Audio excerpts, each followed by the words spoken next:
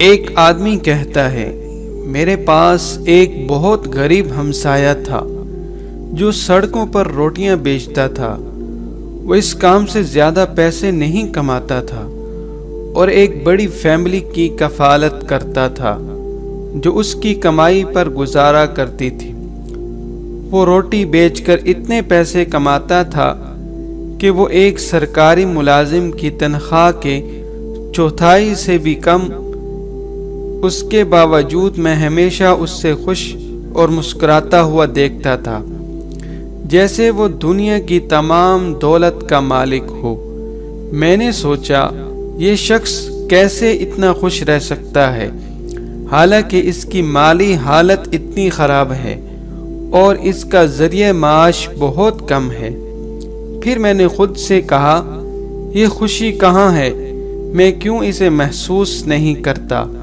میری حالت اور مالی حالت تو اچھی ہے، میرے پاس بڑا گھر ہے، بینک میں پیسے ہیں اور ہر چیز ہے جو مجھے چاہیے، پھر بھی میں اس خوشی کو محسوس نہیں کرتا۔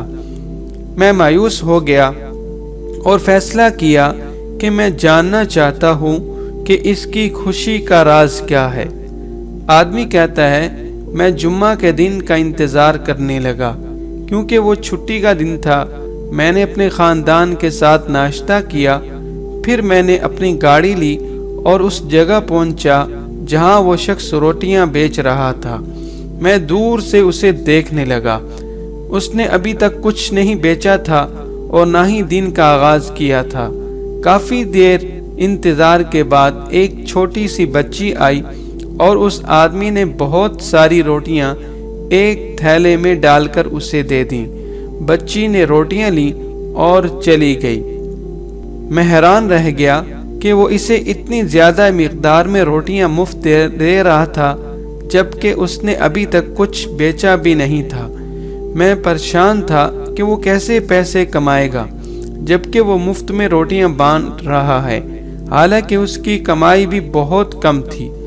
لیکن حقیقی حیرانی تب ہوئی جب بچی کے جانے کے چند منٹ بعد اچانک لوگوں کا ہجوم اس کے سامنے جمع ہو گیا، جیسے وہاں اور کوئی روٹی بیچنے والا نہ ہو۔ میں یہ سب دیکھ رہا تھا اور یقین نہیں کر پا رہا تھا کہ یہ سب کیسے ہو رہا ہے۔ میں نے انتظار کیا یہاں تک کہ اس نے ساری روٹیاں بیچ دی۔ پھر میں نے اس کے قریب گیا اور کہا، ماشاءاللہ، تم نے ساری روٹیاں بیچ دی۔ اس نے جواب دیا، الحمدللہ، یہ اللہ کا فضل ہے۔ کیا تم روٹیاں لینا چاہتے ہو؟ میں نے کہا، ہاں، لیکن اب تمہارے پاس مزید روٹی نہیں ہے۔ اس نے کہا، میں تمہیں اپنے حصے کی روٹی دے دوں گا۔ میں نے کہا، کوئی بات نہیں، میں کہیں اور سے خرید لوں گا۔ پھر میں نے اسے اپنے گھر تک چھوڑنے کی پیشکش کی۔ اس نے مجھے بتایا کہ وہ کسی کا انتظار کر رہا ہے۔ میں نے کہا، ٹھیک ہے، ہم ساتھ انتظار کر لیتے ہیں۔ تھوڑی دیر بعد وہی بچی دوبارہ آئی۔ اس آدمی نے کچھ پیسے اس کے ہاتھ میں دیے اور اسے فوراً گھر جانے کو کہا۔ پھر ہم گاڑی میں سوار ہو گئے اور چلنے لگے۔ میں نے اس سے پوچھا، اس بچی کی کیا کہانی ہے؟ اس نے جواب دیا، یہ میرے دوست کی بیٹی ہے جو میرے ساتھ روٹی بیچتا تھا، لیکن وہ بیمار ہوا اور فوت ہو گیا اور اپنے پیچھے صرف عورتوں پر مشتمل ایک فیملی چھوڑ گیا۔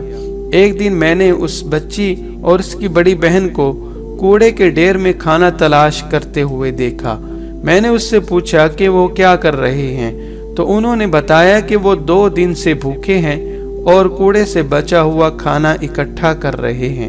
تب میں نے فیصلہ کیا کہ میں اپنی استطاعت کے مطابق ان کی کفالت کروں گا۔ آدمی کہتا ہے کہ میں بہت متاثر ہوا اور اپنی آنسوؤں کو روک نہیں سکا۔ تب میں نے جانا کہ اس کی خوشی کا راز کیا تھا۔ کہانی ختم ہوئی لیکن سبق ابھی ختم نہیں ہوئے۔ اگر آپ نے مکمل پڑھا ہے اور سنا ہے تو براہ کرم پسند کریں اور نبی کریم صلی اللہ علیہ وسلم پر درود و سلام بھیجیں۔